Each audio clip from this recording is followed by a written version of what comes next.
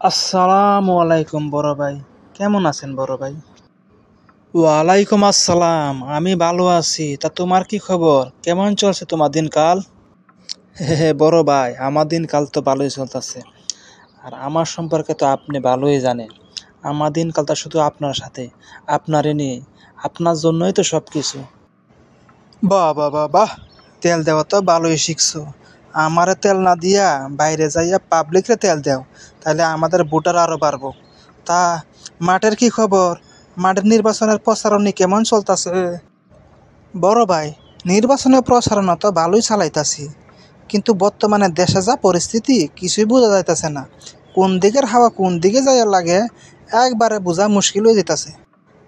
না না না, এরকম বললে তো হবে না। যে করেই হোক আমার একটা আসন লাগবে।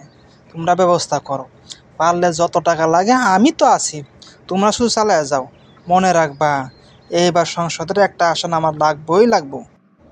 বড় ভাই, আজকালে জনগণ খুব চালাক হয়ে গেছে।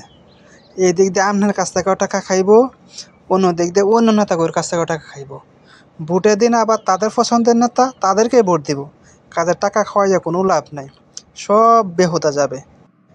হুম, চিন্তার বিষয়, বহুত চিন্তার বিষয়। শুনো, টাকা খাওয়াইয়া কোনো লাভ না হইলেও প্রতিশ্রুতি খাওয়াইয়া কিন্তু লাভ হইব। জনগণ টাকা চাইতে উন্নয়নের প্রতিশ্রুতি গিলে বেশি। আমাকে ওই প্রতিশ্রুতিগুলাই গিলাইতে হইব। কোন কি বড় ভাই, আপনার মাথায় এত বুদ্ধি? হ্যাঁ, আসলে কি জানো, এরকম দুই চারটা ছোটোখাটো দুর্বুদ্ধি না থাকলে রাজনীতির মাঠে আর টিকা যাইব না।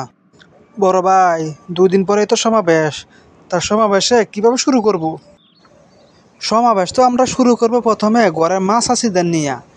এই যেমন তাদেরকে বলবো, আগামী নির্বাচনে যদি আমরা জয়ী হতে পারি, তাহলে ঘরে ঘরে ডিশ দেওয়া হবে, ঘরে ঘরে হিন্দি সিরিয়াল চলবে। মেয়েদের জন্য ফ্রি ওয়াইফাই, যাতে বেশি বেশি টিকটক করতে পারে। আর এইটাও প্রচার করে দিমু, টিকটকে যে যত সেলিব্রিটি হবে তারা আগামীতে আমরা নায়িকা বানাবো। মার্কেটের প্রতিটা দোকানে লিপস্টিক, কসমেটিক, নেইল পালিশ এই সবগুলাই 50% করে ডিসকাউন্ট দেওয়া হইব। বড় ভাই, এটা কি কোন? আপনি কি নির্বাচন করবেন নাকি শপিং খুলে বইছে? মানে, আচ্ছা যাই হোক, শুনো, পাড়ার বাবিদের জন্য একটা ক্লাব খুলে দিব। ক্লাবে সব বাবিরা এসে আড্ডা দিবে। আড্ডার মাঝে ইয়ার বলতাম ওর কাছে বলবে, তার বলতাম তার কাছে বলবে। প্রয়োজনে তারা চুলাচুলি করবে ফ্রিতে। মহিলাদের ব্যাপারটা তো বুঝলাম, তাহলে পুরুষের ব্যাপারটা কি করবেন মেয়ে ভাই? আরে চিন্তা করো না, পুরুষদের নিয়েও আমি ভাইবে রাখছি কি কি বলা লাগবো। পুরুষদের জন্য ফ্রিতে মুড়ে মুড়ে বিড়ির দোকান খুলে দিব, যাতে ইচ্ছা মতো বিড়ি টানতে পারে। আর যুবক ছেলেদের জন্য গার্লস স্কুলের সামনে একটা ক্যারাম বোর্ডের দোকান দিয়ে দিব। ওরা ক্যারাম বোর্ড খেলবে আর গার্লস স্কুলের মেয়ে দেখবি। হ্যাঁ, কি কোন বড় ভাই? হুম, এইটাই হচ্ছে প্রতিশ্রুতি। সবসময় সুযোগ বুঝে কাজ করতে হয়। যার যা চাহিদা সেই অনুযায়ী তাকে প্রস্তুতি দিতে হয়। আচ্ছা, আপনার যা ভালো মনে হয়।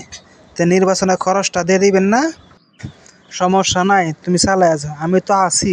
সময় করিয়া খরচটা নিয়ে যাইও। বড় ভাই, আমি তো জনগণ না। আমারে উল্টা পাল্টা কথা দিয়ে লাভ নাই। আমি জনগণ না। আমার টাকা এখনই বুঝাইয়া দেন, না হলে আমি গেলাম।